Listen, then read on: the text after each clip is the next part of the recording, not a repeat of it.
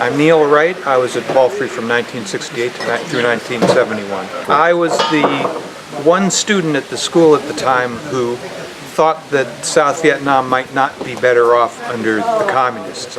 That may be overstating it a little bit, but I was the one who was making the arguments about why the people who were fighting for the National Liberation Front and the like might not know the whole story.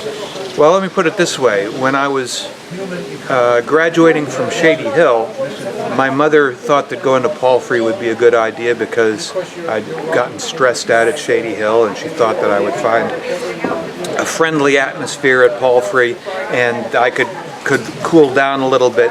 And I spent 3 years fighting, basically. That's as opposed to places like Belmont Hill or Brown and Nichols, which were sort of, jacket and tie academic institutions. And I knew that I wanted some place where I could be who I was. We were all on a first-name basis with some exceptions. There were a couple of teachers, perhaps, who preferred to be known as Mr. Hapgood or that sort of thing. And it took a little getting used to, but it seemed reasonable enough. Oh yeah, a lot of people would hang out. But there were cliques, and there was a fair amount of racial division and tension.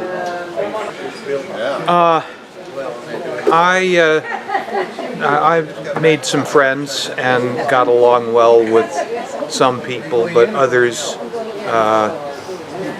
were not going to listen to anything I had to say, and some of them would. I got into a couple of fights that were started by a couple of the black kids, and I think that they had been told by their friends that somebody needed to take me out. Yeah. The cool kids were in the student lounge pretty much, and the more studious or retiring kids were in the library, and the black kids eventually took over the physics lab. They said they didn't feel welcome elsewhere. Well,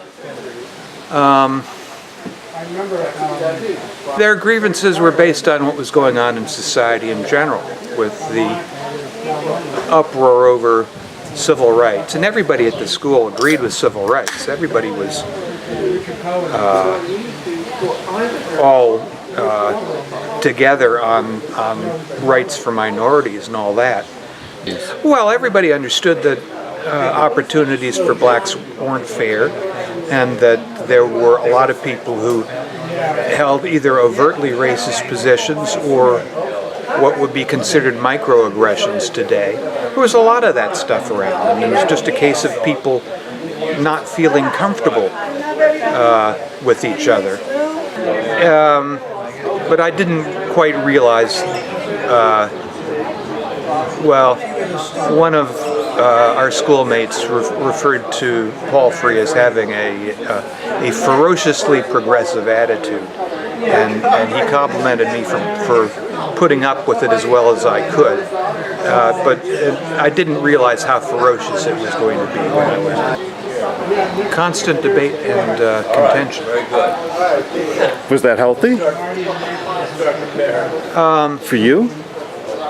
I don't think it made me happy, but it made me skilled at rhetoric. It helped sharpen my thinking about how to explain my position to people who couldn't possibly agree with me but were willing to give me a listen, and I used that throughout my career. And also I would spend a lot of my time discussing politics with kids in the school, those who were prepared to argue with me over issues like the war and like whether America should be spelled with 3 Ks instead of a C. And also, I hung around a lot with Skip Lizell, the biology teacher, who was really my best friend at the school, because although he wasn't overtly political, he was quite comfortable with himself, such that he could recognize bullshit and say it, you know. And he was also very much of an individual that one couldn't influence. Yes, I mean, there are lots of worse places I could have gone, and I value many of the people I knew there.